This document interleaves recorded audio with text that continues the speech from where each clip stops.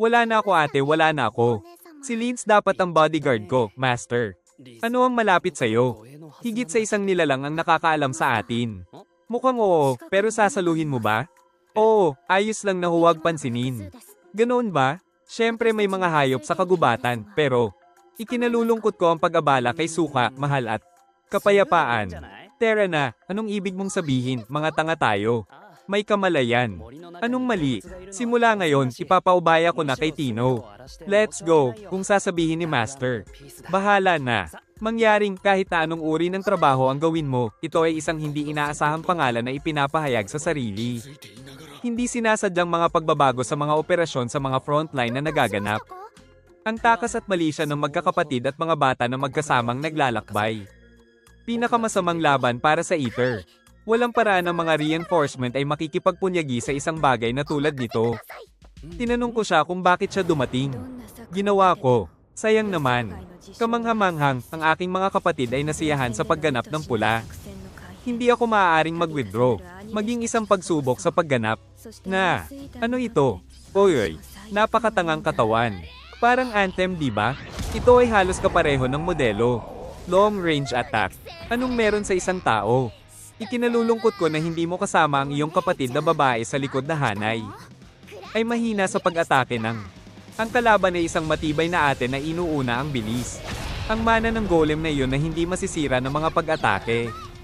Hindi ko hahayaang maging struggle ito para sa self-sufficiency hanggang sa maubos. Siguradong talunin agad, tanga. Gawin ang lahat ng iyong makakaya. Akala ko matatalo ko na agad. Nemo, wakas. Ang oras ay tumatakbo, ano ang katapusan, ano ang iyong ginagawa? Tachi, madilim na bukas, pagod ako, pero sorry sa katangahan. Naisipan kong tapusin bago dumating si Chan. Pero ang tigas niya parang nakakainis. Malapit nang matapos. Hoy, tumakas ka, ano na naman ang nangyayari? Nay, sobrang itim, hindi ko makita ang ginagawa mo. Kahit hindi, ano ang kalakip nito? Paumanhin, madilim at hindi ako makakita ng malinaw. Pero may nangyari. Pagkatapos ng lahat, ang mga lalaki mula sa Akasha Tower ay tumakas. Oo, parang iyon na ang katapusan. Ano ang bagay na iyon sa dilim, hug? O kaya sabi niya, nabugbog ito sa sarili. May nangyari ba sa'yo? Pagkatapos naming makapagpalit ng gamit at materyales ng mga Mei guys. Ipaubaya ko yan sa mga foreign object investigator at sa mga kabalyero, Mr. Rakoy. Salamat sa mga reinforcements, mas mahusay kaysa sa inaasahan ko. Parang may pagkakaiba sa lakas, oo. Nag-iisa si Lead sa tamang oras. Iyon lang, ngunit kailangan ko ng higit na espiritu. Mago sa noo ni Sith Ori o kung ano. Ang Tower of Akasha ang nagsasabing may kaaway ako ah. Salamat din sa tulong mo. Aayusin ko muna sarili ko. Si Sofia ang unang tulala. Malibang sabihing nakikilusot siya sa clan? Hindi, si Sofia yon. Hindi ko alam kung napagtanto nila yon. O may posibilidad na alam niya at pinayagan siyang lumangoy. Natuklasan din namin ang maraming abnormalidad sa puting pugad at natuklasan ang pagkakaroon ng isang base. Kahit na alam ko, hindi ko ito pinabayaan hanggang sa huling minuto. Ipaubaya mo sa iyong mga kaibigan na ipaubaya sa iyong mga kaibigan na tumakas, tumatawa at iniwan kang mag-isa. Pagkatapos ay lubos kong naiintindihan ang kanyang thread. Nuyame. Kung gayon, kailangan ko na siyang harapin sa lalong madaling panahon. Mahal. Kung patuloy nating tuklasin ang psikolohiya ng exit, darating ang pinakamagandang panahon. Oy Sofia, maghanap na lang ng isang putik na ibabalik. Siya nga pala, ganito ang setup mo. Walang paraan na makakapasa ka ng walang nalalaman. Kahit na sabihin mo ito, ang paglilihim ay karaniwang ang unang prioridad. Ang iyong kakayahang mangalap ng impormasyon ay higit sa atin. Inaamin ko yon, ngunit sa pagkakataong ito ay hihinga na ako sa mga pagsubok ng digmaan. Ito lang ang incompetent command ko sa bansa. Opisyal na ang mga aksyon ni Rare. Ang mga eksperimento na isinasagawa ay itinuturing na karapat-dapat sa imperial na pagsunod at sa makatuwid ay sa mga paksa. Naiintindihan ko na mayroon kang obligasyon na makipagtulungan. Si Cyprian dapat mong tanungin, siya ang tungkol dito. Iniwan ko ito sa. Gayunpaman, kailangan ko siyang tanungin. Ang insidenteng iyon na nangyari 3 taon na ang nakakaraan ay dahil sa pagsisikap ng tagapamahala ng sangay ng guard.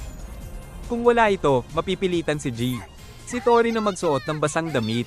May circumstantial evidence para sa espadang iyon na naiwan. Deep black din ang level ng attack. Hindi ko ito makonsele ngayon, South Storya. Ang lahat ng mga masasamang tao na nakatakas mula sa malaking bansa mass prison escape insidente. Ewan ko ba, katangahan yung story pero yung isa. Wala akong kinalaman dito. Nasaan na kayo? Magaling na si Sofia. No Sofia, aalis na ako sa mortgage. Ako si Tali Evida at walang makakakita sa akin. Ito ba ay isang pahiwatig o isang bagay? Huwag mawala ang iyong memorya. Teka, sinong kaaway ni Sofia? Kakauwi ko lang galing. Sorry, medyo natagalan ako. Kailangan kong maglinis. Kaya bakit mo tinitingnan itong babaeng kamukha mo? Hindi naman ako nagulat kay Sofia pero medyo iba. Hindi naman sa kamukha ko siya. Kamukha ko siya. Huwag mo akong purihin sa pagiging eksaktong ganyan. Mangyaring tingnang mabuti kami. Hindi ko mabura ang aking dibdib at kahabaan. Paano mo nakikilala ang mga katangian ng isang kakaibang tao? Parang ang mga tao ay tumitingin din sa mga hindi inaasahang tao. Wala ni isa. At kayong tatlo. Matalino. Kung pupunta ako sa iyo, ganoon pa rin. Hindi mo ba naiintindihan? Ay ako mula noong araw na iyon. Si Sofia Black ang laging kwento ko. Matalino. Ano bang pinagsasabi mo? Huwag mong isipin na ipagkanulo kita sa simula pa lang. Pakiusap, Mr. Flick, pumasok ako at lumabas.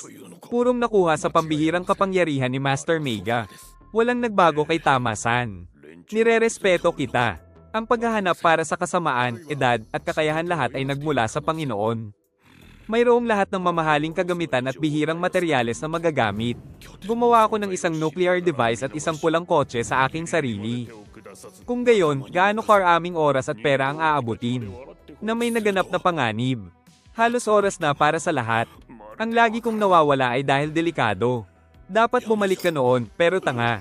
Nalaman ko na nakikilahok ka sa aming pananaliksik. Don't you dare misunderstand na wala lang ako. Hindi ko ito nailik. Nakikita ni Mr. Dumukui ang lahat. Si Kui-san, na walang may tatago, ay napaka. Mabait kang tao, inalagaan kita habang wala ako. Paghahatid ng mga resulta ng pananaliksik sa mataas na antas ng mga paghatol. Siyempre binigyan ako ng pagkakataon ng pulang kotse na subukan ito. Tamang-tama ang performance ni Mr. Cry. Kaya tinapos ko ito sa pamamagitan ng pagtalon-talon. Kung magpapatuloy ang labanan, tataas ang pinsala. Iyan ay sapat na para sa oras na ito. Ang mga resulta ng pananaliksik ay mula sa Europa. Mahuhuli kayong lahat bilang mga kriminal, ngunit ako. Mangyaring makatiyak na kami ang hahabulin. Isang paraan upang tapusin ang nakatutuwang pananaliksik. Hindi nakapagtataka na pinaghihinalaan siyang hindi pumili dahil sa pangyayaring iyon. Hindi, malalim. Ayoko talaga ng Black yung dalawang yon. Ito ay patunay ng mga nakaraang kabiguan. Tama, pasensya na kung tumahimik ako, Talia-chan. Natutunan ko na kung ako ay lumayo sa pasulong. Nahihirapan ako pag sinabi ko, ang ganda at ang ganda ng buhok at mata mo. Ang pinakamadaling paraan ay ang maging ikaw. Si Sofia Black ay nawala sa buhay. Tungkol sa dalawang bagay na kinasusupplement ko, ito na ang aking huling Panginoon, simula ngayon. Ikaw ang pinakamasama. Pinakamasama malalim na itim. Ikaw pala. Ang mga bagay na may buhay ay hindi gumagalaw batay sa loika lamang.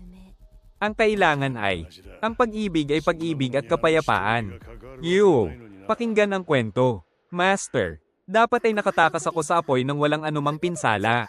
Makinig, ito na ang huli. Pakiusap, may dahilan kung bakit hindi ako nasaktan. Ito ang sarili kong resulta ng pananaliksik, Maka Phantom. Sa kabaligtaran, ang nakapalibot ng mga materyales ng mana at mahiwagang kapangyarihan. Pinangalan ng stream slime na sumisipsip at lumalaki. Ang putik at mana ng material. Ang paglaki sa pamamagitan ng pagkain ay nangangahulugan ng lahat ng bagay sa mundong ito. Kapag ginawa mo ang iyong makakaya. Kaya alam mo, kaya gawin natin ang isang eksperimento sa pagganap. Nais kong maging isang bata tulad ng aking Panginoon at lahat. Maaari mong subukan. Gaano ako kaswerte hanggang dulo. Tumakas po kayo, ipaubayan ninyo ito sa aming nakababatang kapatid. Okay ka lang ba, Mr. Freak? Parang aalagaan ko si Sofia pansamantala. Mamamatay akong protektahan ng isang taong lubos na makakasakit ng isang tao. Paano kita dapat tratuhin? Tila nirerespeto natin ang kamatayan kahit anong mangyari. Ang iyong sakripisyo ay hindi kailanman magiging walang kabuluhan. Kiki, anong nangyayari? Ako ang pinakamahina sa laro kaya kailangan ko ng lakas ng mabilis. Ang mga golem ay nagkakahalaga ng oras at pera. Kay Mira ba ito? Kay Mira gusto ko ng isang mahusay na material. Ideal talaga yan. Magagamit ko kahit na miss na kita. Kung kinokolekta mo ang mga bahagi, maaari ka lamang gumawa ng isa at patayin ito. Isa rin siyang malaking kalaban, di ba? Tama, patayin ng malalim na itim mo. Kill experience class magic type. Ang mga materyales ay mahalaga. Master Key. Kahit papaano nawala ng alaala ang lahat sa isla. Dahil kay Mira, Golem, at marami pang iba. Kahit nakaganti ako, gumawa ako ng kakaibang eksperimento at sinira ang sarili ko. May kinalaman yata ang anak ko kahit papaano. Kung si Talia-chan, ayos lang. May naalala ako. May kulang, ngunit huwag mag-alala tungkol doon. Ang ganda sana. Medyo masama ang pakiramdam ko kay Noto at Kochlear. Ngunit kailangan pa rin ng salarin at ang material ay. Gagawin ko ulit sa susunod ano ang dapat kong sabihin? Hindi ko alam kung nangyayari ito, ngunit ito ay palaging ang kaso. Well, ang mga materyales sa pananaliksik na nasagot ay, sa kalaunan, itatapon ito ng Foreign Object Investigator. Sa tingin ko kung magagawa ko ito, magkakaroon ako ng pulang golem at mali siya. Gusto kong sunduin si Ita dito. May golem. Alam kong inuming tubig ito, makikipag-ayos ako. Salamat po. Ano ang nangyari sa aking kaaway? Hindi, siya ay nahuli. Maglalakbay siya sa malayo at hindi na muling lilito. Ginamit ko ang kulay. Sumisigaw ako dahil gusto kong kumain ng ice cream. Makinis, hindi. Napakakinis nito. Shino Sorichura. Hindi ko na kaya, hindi ko kayang sumuko, usok na ang nanggagaling sa ulo ko. Nagpupumiglas. Ang sarap iwanan ng mga piling tao sa gitna ng kawalan at matulog. Pinangarap kong maabot ang level 100 ng sabay-sabay. Gusto kong magretiro ng maaga at mabilis na talunin ang panghuling amo. Gusto kong bilhin ito bilang isang kama, ngunit ang aking mga ngipin ay nawawala. Hindi matamis ang realidad ng hindi makatayo. Protektahan mo ako. Gusto kong itigil ang lahat ng hindi makatwirang hula. Maaari kang lumipad sa langit kasama si Jeji Gipa na may mga alalahanin. Gusto kong kumain ng hari, kaya sumisigaw ako. Gusto kong iwanan ng lahat ng maanghang at maanghang na bagay. Hindi pa ako tumitigil sa pamumuhay. Bilog. Hindi ko maiwasang kurutin ang sarili ko. Susuma yaba. Susuma. Ano ito? Ilang tao ang baliw sa banta ng takot. Masyadong makapangyarihang bansa. Mas gusto kong makita ang multo ng susunod na Tet. At sabihan ako ng katangahan. Taiko, si Tay at Budi. Don't you dare misunderstand na wala lang ako. Hindi ko ito nailig. Nakikita ni Mr. Dumukui ang lahat. Si Kui-san, na walang may tatago, ay napaka. Mabait kang tao, inalagaan kita habang wala ako. Paghahatid ng mga resulta ng pananaliksik sa mataas na antas ng mga paghatol. Siyempre binigyan ako ng pagkakataon ng pulang kotse na subukan ito. Tamang-tama ang performance ni Mr. Cry. Kaya tinapos ko ito sa pamamagitan ng pagtalon-talon. Kung magpapatuloy ang labanan, tataas ang pinsala. Iyan ay sapat na para sa oras na ito. Ang mga resulta ng pananaliksik ay mula sa Europa. Mahuhuli kayong lahat bilang mga kriminal, ngunit ako. Mangyaring makatiyak na kami ang hahabulin. Isang paraan upang tapusin ang nakatutuwang pananaliksik. Hindi nakapagtataka na pinaghihinalaan siyang hindi pumili dahil sa pangyayaring iyon. Hindi, malalim. Ayoko talaga ng black yung dalawang yon. Ito ay patunay ng mga nakaraang kabiguan. Tama, pasensya na kung tumahimik ako, Talia-chan. Natutunan ko na kung ako ay lumayo sa pasulong. Nahihirapan ako pag sinabi ko, ang ganda at ang ganda ng buhok at mata mo. Ang pinakamadaling paraan ay ang maging ikaw. Si Sophia Black ay nawala sa buhay. Tungkol sa dalawang bagay na kinasusuklumen ko, ito na ang aking huling Panginoon, simula ngayon. Ikaw ang pinakamasama malalim na itim. Ikaw pala, ang mga bagay na may buhay ay hindi gumagalaw batay sa loika lamang. Ang kailangan ay, ang pag-ibig ay pag-ibig at kapayapaan. Pakinggan ang kwento. Master, dapat ay nakatakas ako sa apoy nang walang anumang pinsala. Makinig, ito na ang huli. Pakiusap, may dahilan kung bakit hindi ako nasaktan. Ito ang sarili kong resulta ng pananaliksik, Maka Phantom. Sa kabaligtaran, ang nakapalibot ng mga materyales ng mana at mahiwagang kapangyarihan. Pinangalan ng stream slime na sumisip-sip at lumalaki. Ang putik at mana na materyal. Ang paglaki sa pamamagitan ng pagkain ay nangangahulugan ng lahat ng bagay sa mundong ito. Kapag ginawa mo ang iyong makakaya. Kaya alam mo, kaya gawin natin ang isang eksperimento sa pagganap. Nais kong maging isang bata tulad ng aking Panginoon at lahat. Maaari mong subukan. Gaano ako kaswerte hanggang dulo. Tumakas po kayo, ipaubayan ninyo ito sa aming nakababatang kapatid. Okay ka lang ba, Mr. Freak?